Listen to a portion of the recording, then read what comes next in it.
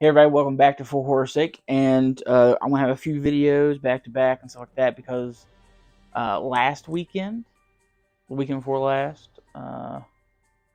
we did a convention called OKillCon, and that's the one we're gonna talk about now. But then I did Living Dead Weekend and stuff like that.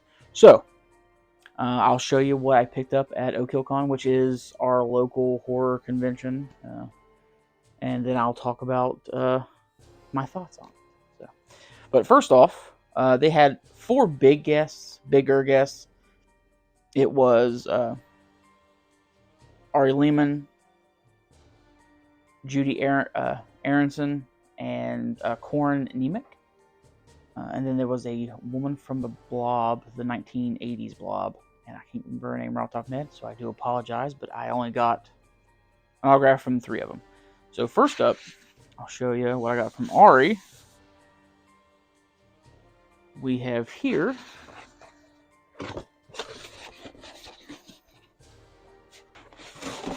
I have Miss King here already from an earlier Mad Monster, but up here near the moon, Ari put his signature right here. He went real thick on the two L's for kill, and it took forever for that thing to dry. But that is one. The second I got from Judy, and of course, I added her to the Part 4 poster. I already have Corey on. And it's Come On Chuck, Strip and Dip, Judy. And she played Sam. Flip it around here so you guys can see it. Of course, I have Corey up here, up in the corner, but then here we go. Very cool. And I talked to her for probably every bit of. She talked to us. Like, it wasn't like I was hanging around too much or anything like that. She kept asking questions. She wanted to know my opinion on paint pens and markers and stuff like that because she was trying to find the right fit. And I was like, I like the ones I use, which is Deco. They dry they dry pretty quick unless you lay it on thick like Ari did on that one poster.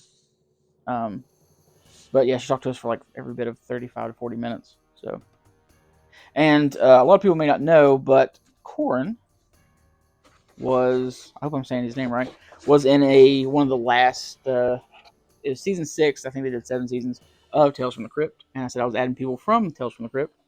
So he was in episode Whirlpool. Right there. And there we go. Those are the 3 autographs I got.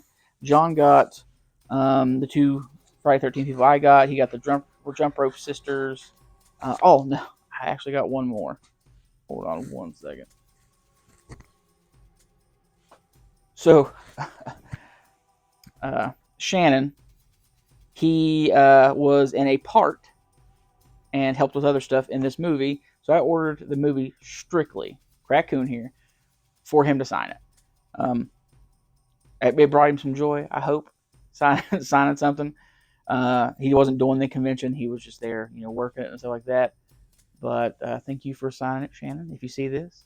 And if you guys see this, I want you to take the next part as not me being mean, or I prefer you take it as constructive criticism for someone that frequents horror conventions and helps with a large convention and has seen both sides as a goer and a putter together and stuff like that.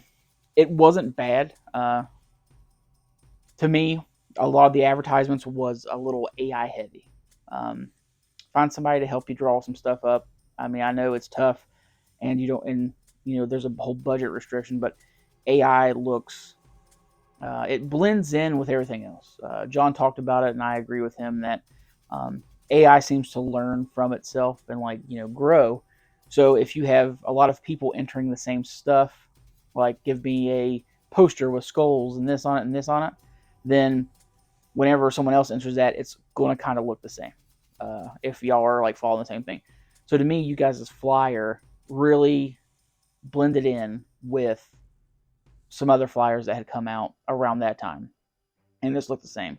And it's just, you can tell it's very heavily AI. I know AI is easy, and like I said, I understand budget restrictions of like, hey, do we pay somebody to draw something up? I mean, even if it's just real simple stuff. I mean, do it without AI. That's always a plus to me. It's for me to to notice something. The ticket price. So the original flyer had $10 on it, and then it had it marked out with a marker, and another price put on. I saw like 10 and 20 jump around a lot, and then it settled on 20. Um, it was confusing. So like clarity on that is always good. Um, and then, like I said, I don't want anybody to be butthurt about this. It's just my opinion on it.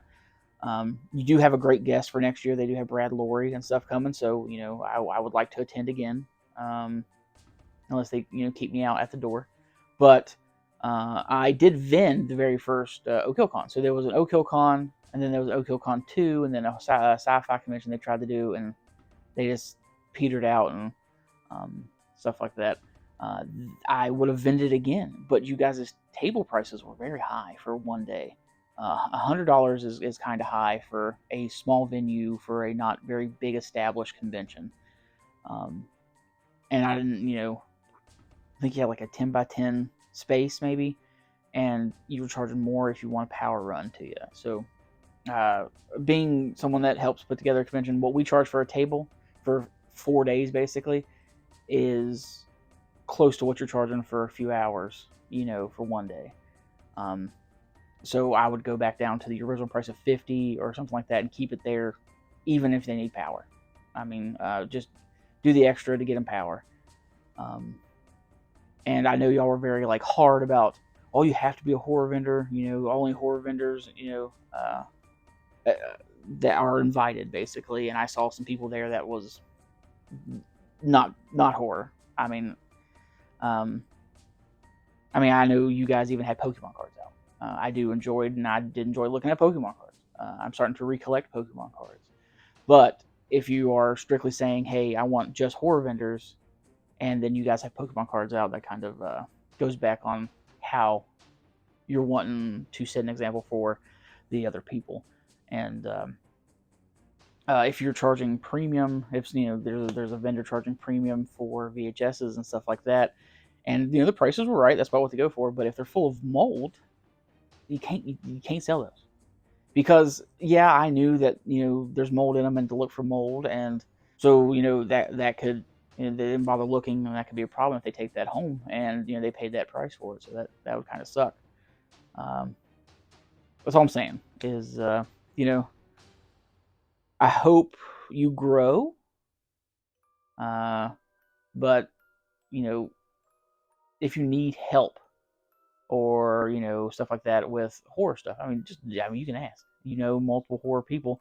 I wouldn't rely on that one horror person.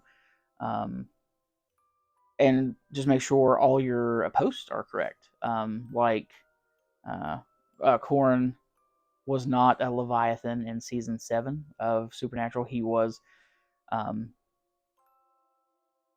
of the Campbell cousins from season 6, which is Sam and Dean's cousins. That was like just make sure your stuff's right. Like I said, again, not trying to be rude or hateful. I just wanted to point out a few things and be as constructive as I possibly can. Because having a horror convention within 20 minutes of me is great. I don't have to drive 3-4 hours to one and spend a lot of money. But I want y'all to grow and succeed in what you're doing. And those are some points I think you could look at. But if you guys liked everything, please like, subscribe, leave a comment down below, and I really hope to see you guys again next time.